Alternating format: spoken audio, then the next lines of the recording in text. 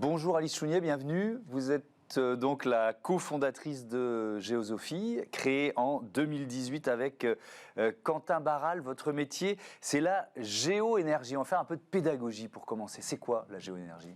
Alors la géoénergie, ça consiste à aller chercher sous la terre, dans le sol, la fraîcheur en été et la chaleur en hiver.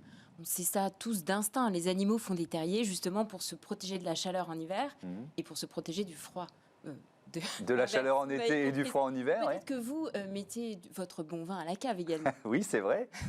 Donc le principe est celui-là, Ouais. une température constante. Alors comme on n'a pas envie d'aller vivre sous la terre, on fait circuler de l'eau dans Ok. le sol pour aller la chercher. Mais alors, ce qui peut surprendre, c'est que c'est à la fois une source de chauffage et de climatisation, justement parce que cette température est constante, c'est ça ? Tout à fait. C'est aussi pour ça qu'on aime bien l'appeler géoénergie et pas géothermie. C'est pas uniquement de la chaleur qu'on va chercher. Oui. C'est aussi du frais, puisque quand on s'enfonce de quelques mètres sous la terre, règne une température entre 12 et 15 degrés. Et ça, c'est d'autant plus important pour faire face aux dérèglements climatiques et aux étés caniculaires qui vont se succéder. Oui. Alors cette énergie décarbonée, elle est sous nos pieds, mais est-ce qu'elle est forcément facile d'accès ? Est-ce qu'on peut en bénéficier partout ? C'est un peu pour répondre, enfin vraiment pour répondre à ces questions que vous avez créé Géosophie, c'est ça ? Tout à fait. Alors non, on ne peut pas l'utiliser partout, mais on peut l'utiliser très largement, Oui. puisque sur le territoire français, on parle de 90% des emplacements qui sont envisageables du fait de l'absence de risques géologiques sous-jacents. Donc Ouais. c'est vraiment très important. Et d'autre part, ça peut s'appliquer à différents types de bâtiments.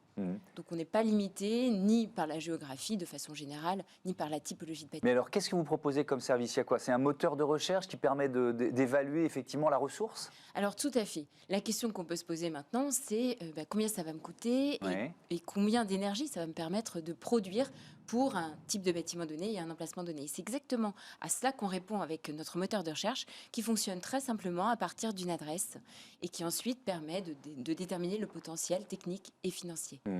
Moi, j'ai changé ma chaudière. Je passais du fioul au gaz il y a 1 an et demi. C'est peut-être pas la meilleure idée que j'ai eue, qu'on a eue, les copros, au moment où on l'a fait. Mais on avait une très forte probabilité, par exemple à Paris ou en région parisienne, de trouver des sources d'eau sous nos pieds, quoi, et de pouvoir les utiliser. Alors tout à fait, à Paris et en région parisienne, une étude récente de Ouais. l'ADEME montre qu'on pourrait couvrir la moitié des besoins de chauffage et de rafraîchissement des bâtiments.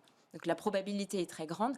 Après, c'est pas toujours de l'eau qui est là sous terre. Hein. Ouais. Parfois, on fait aussi circuler notre eau à nous sous la terre. On a deux typologies D'accord. possibles, suivant s'il y a déjà de l'eau ou pas. C'est vous qui menez les travaux aussi, ou vous vous contentez de trouver et de valider le modèle économique en Alors quelque sorte ? nous appuyons sur des partenaires pour faire ces travaux-là, mais nous proposons à nos clients, qui sont aujourd'hui des foncières, de les accompagner également dans ces phases de travaux pour que tout se passe le mieux possible, y compris la phase suivante, qui est la phase de suivi d'exploitation.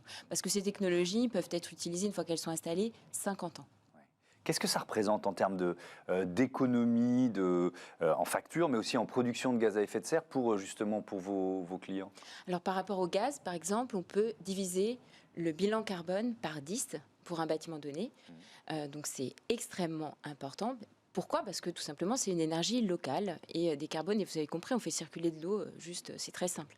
Ensuite, en termes de facture énergétique, on peut les diviser par 5. Donc c'est non négligeable aussi du fait de l'augmentation des coûts de l'énergie. Alors justement, la guerre en Ukraine, ses conséquences économiques sont corollaires à la flambée des prix des carburants fossiles. Ça valide vos solutions, forcément. Est-ce que vous voyez l'intérêt ou les prospects affluer depuis 1 mois et demi ? Alors, bon, tout à fait. On nous prend bien plus au sérieux, c'est vrai, Ouais. depuis ces événements-là. En fait, si on prend d'autres exemples européens comme la Suède, eux se sont équipés dès le premier choc pétrolier. En fait, ils ont tout de suite compris qu'il fallait passer à ce type d'équipement très rapidement. Et aujourd'hui, ça représente 20% du chauffage de leur logement. Donc, c'est complètement possible de généraliser cette solution. Et là, c'est le moment. Toutes les planètes sont alignées, que ce soit le prix, que ce soit également les craintes simplement de disponibilité des énergies fossiles et que ce soit aussi l'acceptabilité des énergies fossiles. On a tous compris maintenant qu'il faut passer à autre chose. Est-ce qu'il y a des subventions? Est-ce que quand une foncière fait ce choix de passer à la géoénergie, est-ce qu'elle est subventionnée? Tout à fait. Alors, il y a le fonds chaleur Oui. qui prend en compte typiquement 30 à 40% du montant des travaux. Donc ça, c'est pour plutôt les gros bâtiments. Et nouveauté cette année, il prend en compte aussi le rafraîchissement, parce qu'on en parlait, c'est une bonne source. Autre nouveauté, il prend aussi en compte des systèmes qui sont de plus petite taille, donc destinés à des plus petits bâtiments. Alors, on n'est pas rentré dans le détail des différentes technologies, mais il y a aussi des corbeilles ou des murs géoénergétiques. Des corbeilles, c'est quoi une corbeille? Alors, une corbeille, c'est juste une forme d'échangeur avec le sol. En fait, quand Ok. il n'y a pas d'eau dans le sol, on a différentes façons d'échanger avec le sol. Et une de ces géométries, c'est en forme de spirale, ou je vous disais en forme de mur, comme ça, pour aller dans le sol. Quelques chiffres en France, le secteur du bâtiment représente un quart des émissions de gaz à effet de serre, de CO2. Est-ce que vous diriez que la transition énergétique, ça va au-delà de votre métier, parce que c'est beaucoup plus vaste, mais la transition énergétique des bâtiments, c'est vraiment un levier peut-être le plus efficace ou l'un des plus efficaces de la transition écologique? Alors moi, ce que je dirais, c'est qu'il faut tout faire. Et surtout, il ne faut rien oublier. Or, donc pour aller dans votre sens, Oui. effectivement, on a plusieurs axes, et le transport en est un, etc. Enfin, Ouais. donc, il faut travailler sur tous les leviers et ne pas oublier les énergies thermiques renouvelables. La géoénergie en est une, le solaire thermique en est une autre qui peut très bien se combiner avec le sous-sol dans la mesure où on peut stocker dans le sol une partie des calories l'été. Mais ayant dit ça, le message principal que je voudrais faire passer, c'est que n'oublions rien, y compris le discret sous-sol. Oui, le discret sous-sol, je reprends votre slogan que je donnais en titre, l'énergie propre est à portée de main sous nos pieds. Bon, alors, peut-être que vous l'entendez, il y a des travaux dans l'immeuble d'à côté. C'est pas vous qui êtes en train de creuser pour trouver des sources ou équiper l'immeuble des voisins en géothermie, ça serait une bonne idée. Pourtant, bref, désolé si vous entendez ces bruits permanents, voilà, qui sont là dans nos oreilles depuis plusieurs semaines. Je reviens à notre thème. Quelle proportion, vous avez en partie répondu en évoquant la ressource, quoi, mais quelle proportion des bâtiments pourraient passer à la géothermie? Vous avez des clients qui sont quoi, quand vous dites des foncières? Est-ce qu'on peut imaginer, je dis n'importe quoi, mais l'industrie, des bâtiments de service, ça concerne qui? Alors tout à fait, en fait, encore une fois, ça peut s'appliquer vraiment à plusieurs typologies. Oui. Le point qui est important à réaliser, c'est que la température qu'on va chercher est entre 12 et 15 degrés. Donc les cas qui seront optimum d'un point de vue énergétique, ce seront ceux pour lesquels on cherche du tempéré également. C'est-à-dire soit pour chauffer ou rafraîchir un bâtiment, c'est exactement ce qu'on cherche à faire, soit, donc vous parliez de l'industrie, ça peut être effectivement certains procédés industriels, mais là on ne parle pas de procédés très haute température, ce genre de choses. C'est Bien juste sûr. pour donner un contour, voilà.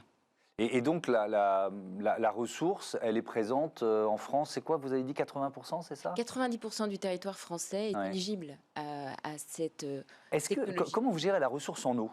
C'est-à-dire que, est-ce qu'on est dans un circuit fermé ou est-ce que ça consomme de l'eau malgré tout? Alors non, on ne consomme jamais d'eau, Ouais. que ce soit sur des systèmes ouverts ou sur des systèmes fermés. Il y a deux typologies. Donc les systèmes ouverts sont ceux pour lesquels donc il y a de l'eau qui naturellement s'écoule dans les nappes souterraines. Par exemple, c'est le cas à Paris. En fait, en surface, il y a la Seine, mais en profondeur, et c'est le cas dans beaucoup de grandes villes, il y a aussi, quand il y a une rivière ou un fleuve en surface, ça veut dire qu'il y a de l'eau qui s'écoule dans le sous-sol. Et là, on prend toute l'eau qu'on prend avec un forage, on la remet avec cette technologie-là. L'idée n'est absolument pas d'assécher une nappe. Ça, c'est une des technologies. Mais les technologies que j'évoquais aussi, par exemple les corbeilles, les murs ou les sondes verticales, dans ces technologies-là, on fait circuler notre eau à nous dans un circuit fermé. Et à Géosophie, nous, on n'a juste pas de religion en termes de sous-sol, on les regarde toutes et on regarde quelle est la meilleure pour un projet donné, pour un emplacement donné. Une dernière question sur la réglementation, la RE 2020, la nouvelle réglementation environnementale. Ça change quoi pour la filière, ça concerne la filière construction, ça change quoi pour un métier comme le vôtre? Alors, la RE 2020 va entrer en vigueur effectivement avec différentes échéances progressives, l'objectif étant de sortir des énergies fossiles. Donc, c'est évidemment, alors quand on compare pareil à d'autres pays européens, comme les Pays-Bas. À partir du moment où ils ont interdit le gaz, on a vu une croissance spectaculaire, plus 89% de la filière géoénergétique. Donc on s'attend à quelque chose de comparable en France. L'idée, c'est maintenant de s'y préparer et les outils que nous développons visent précisément à cela, c'est-à-dire à rendre l'expertise souterraine accessible à tous les promoteurs, à tous les porteurs de projets, de façon à ce qu'ils n'écartent pas, d'une part n'écartent pas cette solution, mais d'autre part la considèrent sérieusement. Merci beaucoup, Lise Chounier, pour toutes ces informations. À bientôt sur Bismart. On passe à notre débat, le tri des médicaments au programme.